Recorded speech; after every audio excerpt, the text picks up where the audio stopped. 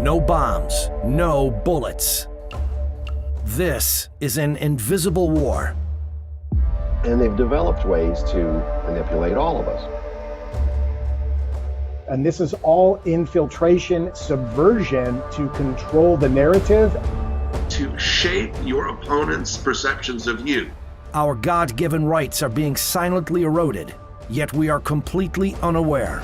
Sending an official letter urging that an American elected official shouldn't exercise his right to freedom of speech. Make certain media outlets think twice about reporting certain issues or certain topics. The provost of the university personally called me out and escorted me off campus, telling me not to return. An unnoticed dark force is attacking America. That it's a struggle between freedom and totalitarianism.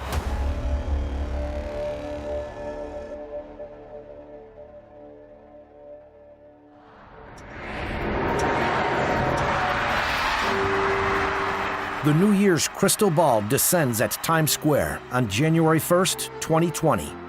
At the same time, over 7,000 miles away in Wuhan, China, political pressure was mounting on 8 healthcare professionals. Local police found these doctors one after another around New Year's Day and accused them of spreading rumors and seriously disrupting social order. Police also warned them if they don't feel remorse, they will face legal punishment. The incriminating evidence against them? Messages they sent to friends on December 30th. One message read, 7 cases of SARS were diagnosed in the Wuhan, South China seafood market. Another read, 1 case of infectious coronavirus pneumonia was confirmed in the Haohu branch of the Wuhan Second Hospital. Others read, the government has not yet decided to make it public. Please be careful, everyone. When the Times Square crystal ball dropped, none of the revelers were aware of the political pressure thousands of miles away, but tragedy was approaching. Just hundreds of yards from the crystal ball is the billboard of Xinhua News Agency, the official news agency of the Chinese Communist Party. 7 hours after New Year's Eve, Xinhua announced on its website in Chinese, Wuhan police have taken legal measures against 8 healthcare professionals because they were disseminating false information. The agency also told the Chinese public not to believe them and spread rumors. You had hero doctors that were sounding the alarm, trying to tell the world about COVID-19. And the Communist Party of China clamped down on that immediately. That censorship directly exacerbated COVID-19. And it is something that is now impacting so many Americans.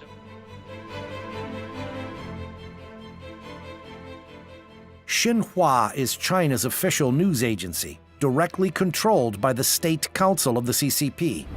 Cai Mingjiao is the president of Xinhua. He previously served as the deputy director of the CCP's propaganda department, where he ruled the media with an iron fist, firing writers who dared to tell the truth, with a tight grip over the media and political loyalty to the party. Some call him the news killer. In July 2011, Xinhua signed a long-term lease for a prominent advertising space in Times Square. The fee for the giant screen is estimated at $300,000 to $400,000 per month. Don't buy! China Live! Free speech! On its first day of broadcast, a Tibetan group staged a protest, saying the CCP's censorship agency is not welcome in New York City. Don't buy! China Live! Free speech! Free threat! Don't buy! It's the official source of information that is very tightly controlled editorially by the Chinese government and Communist Party in terms of what they're able to publish, to the extent that they basically use it as a way to channel the official version of events within China. The CCP calls this billboard the China screen as a symbol of the regime's Da Wai Shun, or Grand External Propaganda Campaign. That multi-billion-dollar media expansion plan was Beijing's response to a setback for the CCP. During the 2008 Beijing Olympics, the CCP was eager to enhance its international image by showing the world how China can host the perfect games. Behind the scenes, the CCP was increasingly abusing human rights and silencing dissent. After nearly 2 weeks of violent demonstration, Politicians and human rights groups from around the world called for a boycott of the Olympics in Beijing. Embarrassed CCP officials believed this happened because its own message was not being heard enough outside of China, so it needed a bigger voice. In 2009, the CCP launched the $6.6 billion Grand External Propaganda Campaign to fuel the global expansion of its official mouthpieces and drown out Western media voices. The CCP not only seeks to improve its image in the world, but also to further a strategic expansion of global power. As the international financial crisis began in 2008, it seemed at that time that many countries in the world were seeking help from China and regarded China as the engine out of the crisis. Therefore, the CCP was full of confidence at that time. Domestically, it felt that it was necessary to strengthen its totalitarian rule. Abroad, it also saw an opportunity to expand its power overseas and establish a communist order according to the will of the CCP. Of course, the CCP still has no way to confront the United States in military power, so it has adopted the method of information warfare. And then there's information warfare, which is a lot more subtle, which is how you shape the perceptions of your opponent. And there's a lot of different modalities used to achieve those ends, for one country to achieve its policy goals by manipulating another one. As the vanguard outpost of this global campaign, in 2010, Xinhua rented top-floor office space in Times Square to be its North American headquarters for the next 20 years. The next year, it rented the highly visible advertising screen and started playing propaganda videos. Another Chinese state mouthpiece media, China Daily, entered Americans' lives in an even more insidious way. China Daily, for example, the CCP controlled a state-sponsored newspaper from China, is dropped on my doorstep as a member of Congress in my House office building. That's just skimming the surface of how powerful and how advanced the Chinese propaganda machine really is. China Daily has been inserting a multi-page supplement called China Watch as paid advertisement into major newspapers including The Washington Post and The Wall Street Journal over the past years. The Chinese Communist Party understands that politicians in the West, unlike there, have to be responsive to public opinion to some degree. And by growing their influence in these other media outlets, they're able to shape American perceptions of communist China to make the American public at least less hostile, which makes it easier for Chinese Communist Party officials to deal with American elected officials. Trying to shape the narrative about China, these advertisements describe the CCP as an open and civilized regime and claim that the people under the CCP's rule enjoy economic prosperity as well as freedom, and that the Chinese market has many business opportunities. On the first page of the insert, in barely noticeable text, it says the content was paid for by the official media of the CCP. Don't focus on what the Chinese Communist Party, what the narrative is. Remember, a communist regime dominating a narrative and controlling the narrative. Look at their actions over the past decade and several decades and since they've been in power. When you look at a Marxist-Leninist socialist system or socialism with Chinese characteristics, it's always for the betterment of the party. They will trample human rights, basic rights of individuals in order to get to that goal, and they make no mistake about that. And we know what they're doing to the ethnic Uyghurs in northwest China and Xinjiang. We know what they did in Tibet, and we know what they've done to the Falun Gong and the Christians. The China Daily, sponsored by the CCP's propaganda department, was made to register as a foreign agent with the Department of Justice in 1983.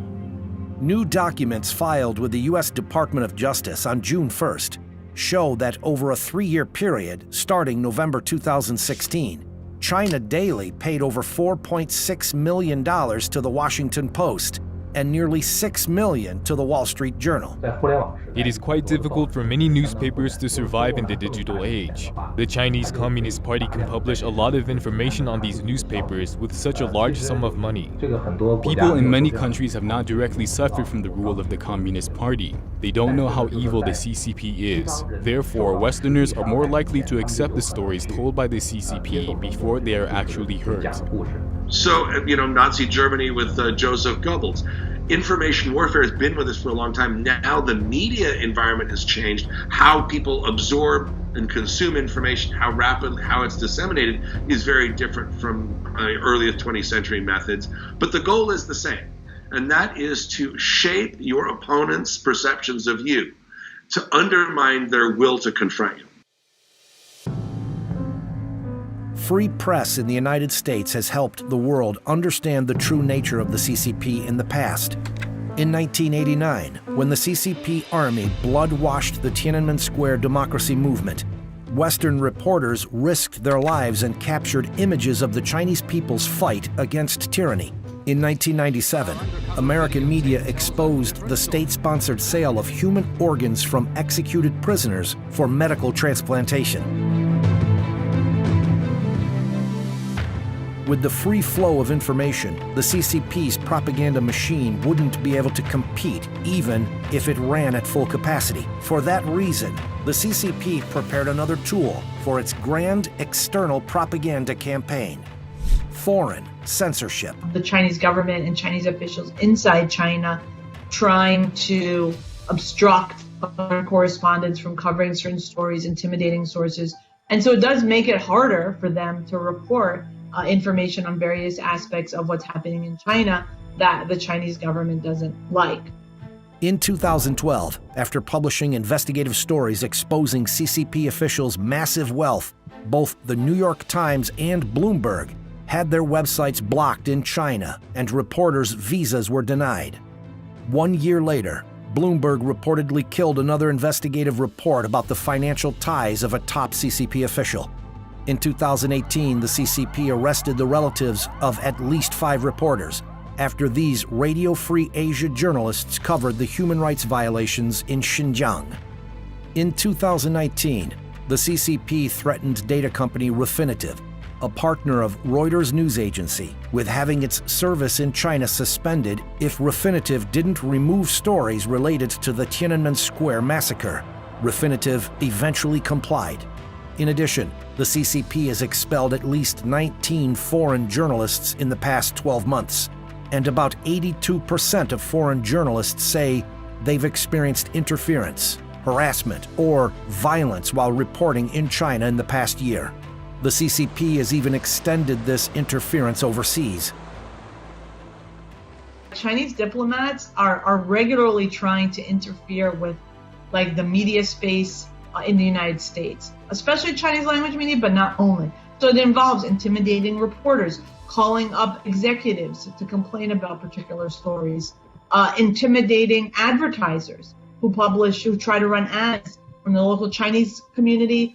I think if the purpose is to try to encourage censorship or make certain media outlets think twice about reporting certain issues or certain topics, or make advertisers think twice about advertising in particular news outlets, then yeah, I would say that that's been effective in some cases. But they don't have the freedom to silence those who disagree with them, or to present the Chinese Communist Party line as the only correct perspective. The censorship of speech is far-reaching, and at some point can be deadly. When SARS broke out in China in 2003, the Wall Street Journal and Time magazine reported on Chinese doctor Jiang Yanyong, who exposed the CCP's official cover-up of the epidemic. The reports attracted global attention, and experts from the World Health Organization soon went to China to investigate and confirmed the CCP's cover-up, thus preventing the epidemic from spreading further. 17 years later, the CCP's censorship machine has matured. At the beginning of the virus outbreak, the CCP ordered Chinese doctors not to accept interviews from any media, and the WHO took CCP information at face value, then based recommendations on it, leading to the global spread of the epidemic. In the meantime, Most media in the US directly quote CCP data, even after it's been exposed as propaganda and lies. Today, news outlets continue to report Chinese data as fact. China has had enormous success, rarely mentioning how the CCP's initial cover-up left the world unprepared, costing countless lives. And instead, these media report on what lessons the rest of the world can learn from the CCP. 如果他们不能够在中国采访的话，就是感觉好像这个报纸就缺乏一定的影响力啊，或者拿不到第一手。 They feel that their newspapers will have no influence if they cannot do reporting in China, so they desperately want to please the CCP and be very cautious about what they report on China and try to balance their reporting. Their so-called balanced reporting is to publish a lot of the CCP's words or simply flatter the CCP. I think this has violated the most basic principles of news journalism. 我觉得这些媒体我觉得它是违背了这个新闻媒体它的一些基本的原则。 Chinese government is lying about the number of deaths, and for American media to take those propaganda statements, to repeat them as fact, to deceive the American people into believing those propaganda efforts is at its core anti-American, and from a journalistic standpoint, it's unethical for them to not do their own research into making sure that the claims they're repeating are accurate. And sadly, if you're asking what college students think and what young people, the next generation think, many of them simply are ignorant to the fact that this information is not truthful, it's a lie. And so shame on the media for repeating these accusations, because you've got an entire generation of Americans coming up.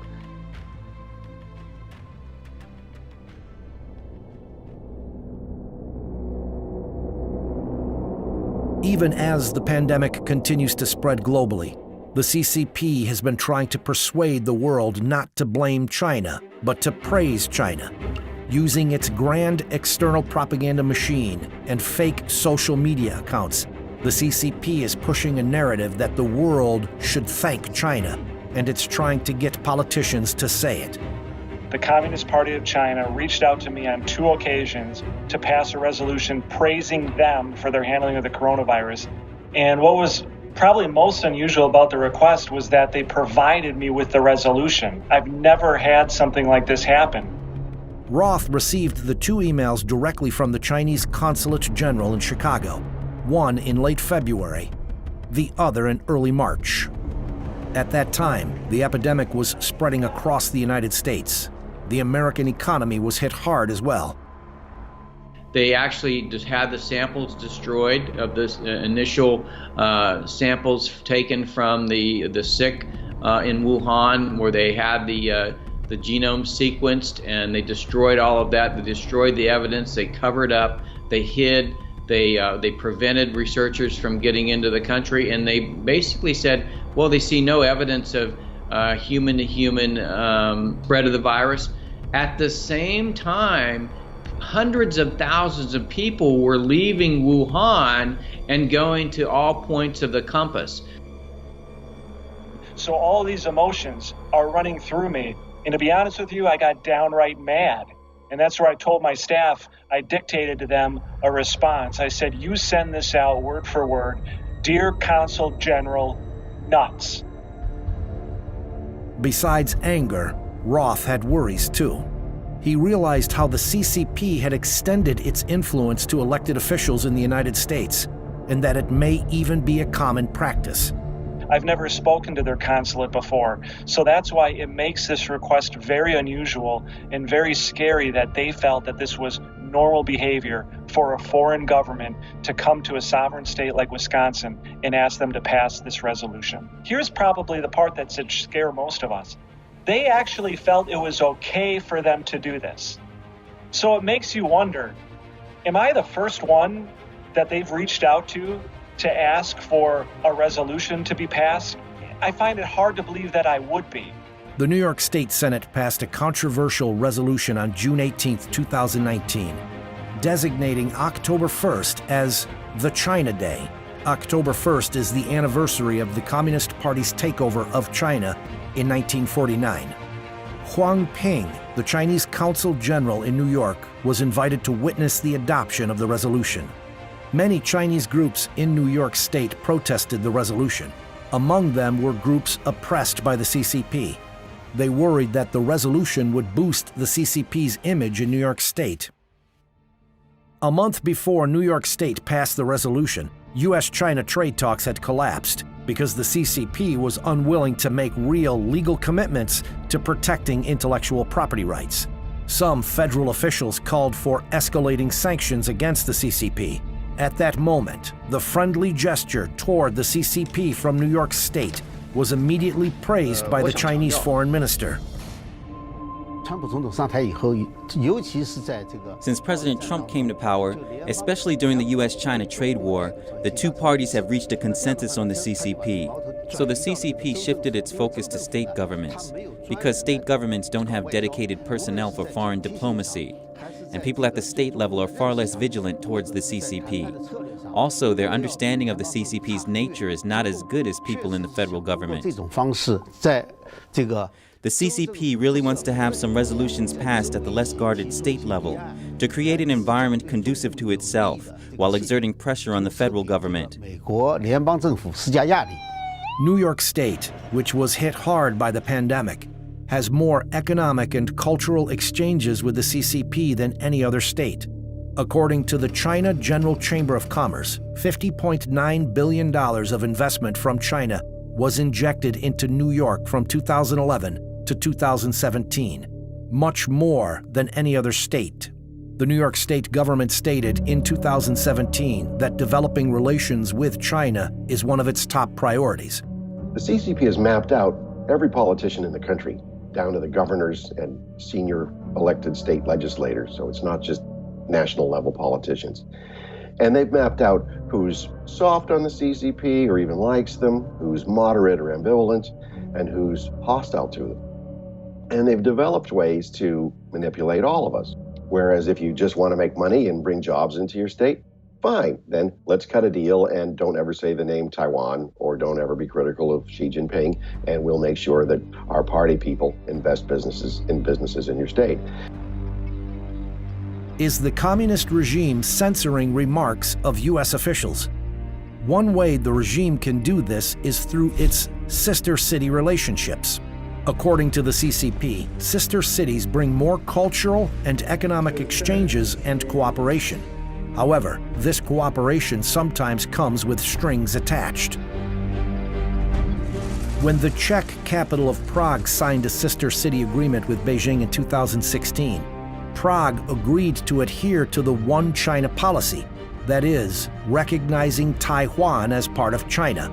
This was exposed by newly elected city officials last year.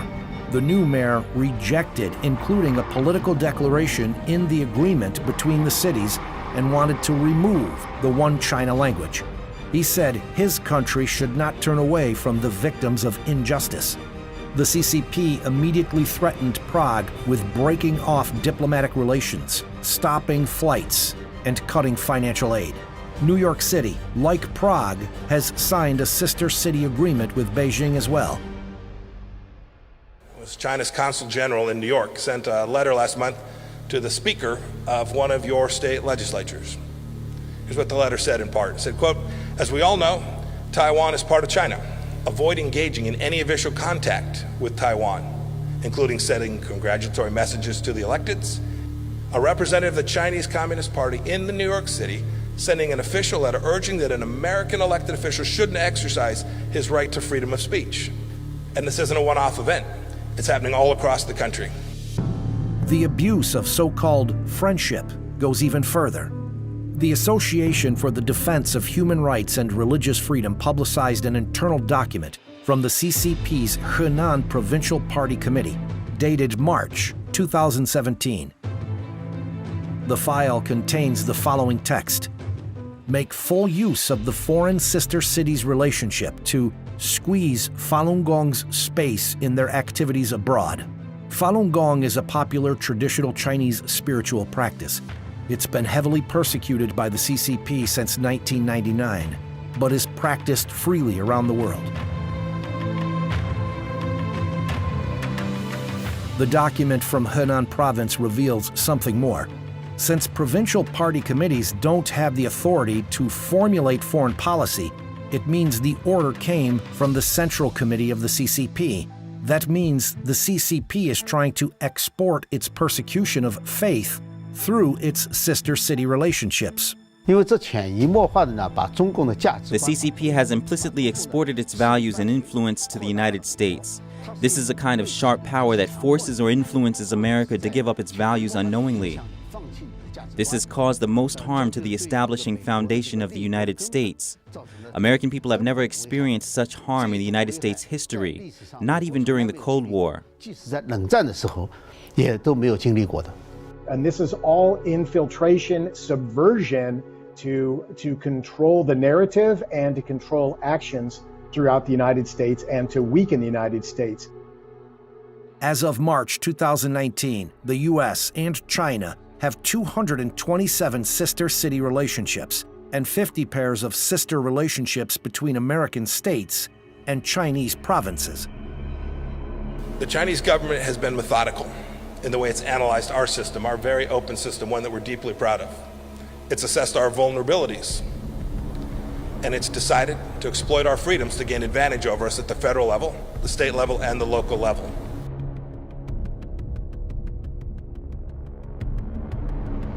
Another Trojan horse entered the United States under the banner of cultural exchanges in 2004. It's part of the CCP's warfare on ideology. They are called Confucius Institutes. Beijing-funded Confucius Institutes work with American universities and schools and are billed as centers for teaching Chinese language and culture. But really, they execute a more subversive political agenda. They feed the Chinese Communist Party line on everything from... I did case studies at 12 Confucius Institutes in the United States, and when I talked to the Chinese director of one Confucius Institute at New Jersey City University, I asked her, what would you say if a student asked you, what is Tiananmen Square, what happened there?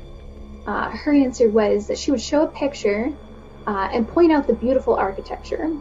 That's the most important thing about Tiananmen Square, the architecture. We know that there is a major historical event that happened there that students need to learn about, but you won't learn about that at a Confucius Institute. The CCP has opened 541 Confucius Institutes in over 100 countries around the world. About 15% of them are in the United States, the largest number in any one country. In the United States alone, the Chinese Communist Party has invested at least $158 million in Confucius Institutes, including startup and operating costs, teacher salaries, and teaching materials. The money comes from Hanban, the supervising body of the Confucius Institute, which is under the Ministry of Education of the CCP. The Chinese government reserves to itself the right to veto any course, materials, or programs. So think of this as a foreign government telling a college or university what it can or cannot teach on its own campus. Rochelle Peterson, policy director of the National Association of Scholars, visited 12 Confucius Institutes in the United States to conduct a case study. But none of the American universities were willing to show her their contract with Hanban. After she filed Freedom of Information Act requests, she got 8 contracts and understood why the CCP wanted to keep them secret.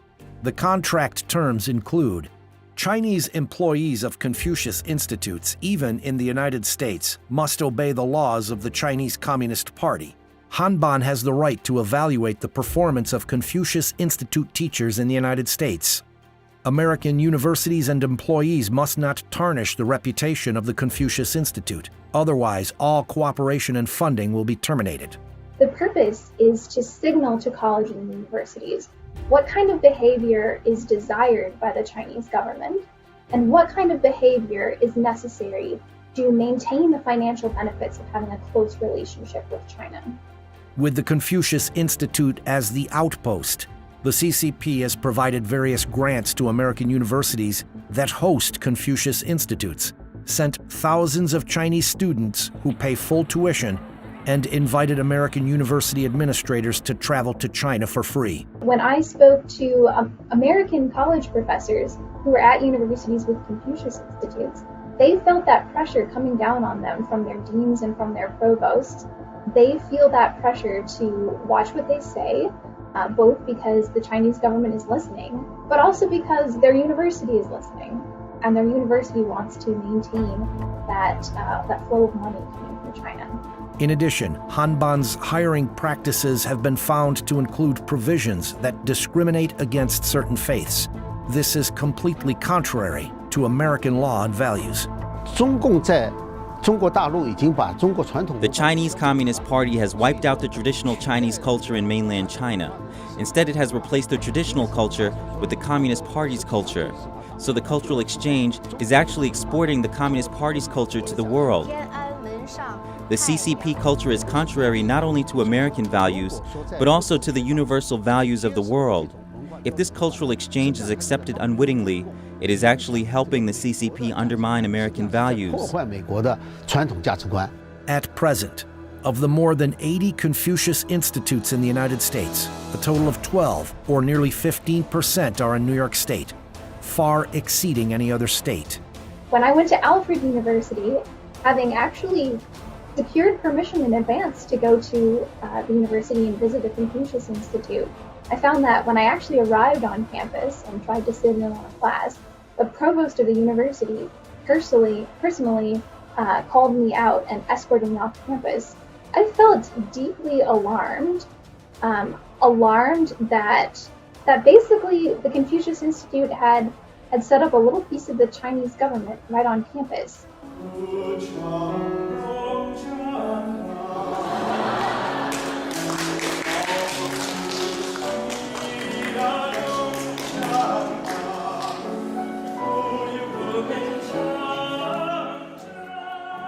But keep in mind that a lot of the older generations in America, they were old enough to remember the Soviet Union. They were old enough to remember the Cold War. They remember countries crumbling under communist and socialist regimes. But a lot of young people, they don't really remember any of that. They're not super aware of what's going on there. And because of that, they're more likely to fall for the propaganda efforts than maybe older generations are. The communist and other totalitarian regimes, they try to create Homo Sovieticus or Homo Communisticus in order to make people think or stop thinking and just accept what the party says is right or wrong. Beijing knows that today's kids are tomorrow's leaders. The China competition is happening. It's happening in your states, and it's a competition that goes to the very basic freedoms that every one of us values. Then it's a struggle between freedom and totalitarianism, between people having the choice to do with what they want with their lives and then having somebody else tell them what they must do and how they must live. And that's why when I look at the Chinese people, I see us in them. But I also know that in the end of the day, if you look at history, right always wins out.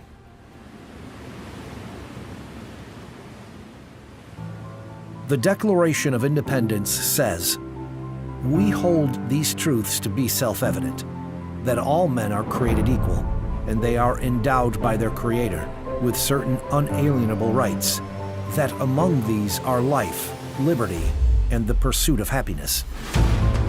Now, these rights bestowed to us by the Creator are being silently eroded. It's a confrontation between communism and universal values, between authoritarian totalitarianism and freedom and democracy, between atheistic materialism and God-given rights.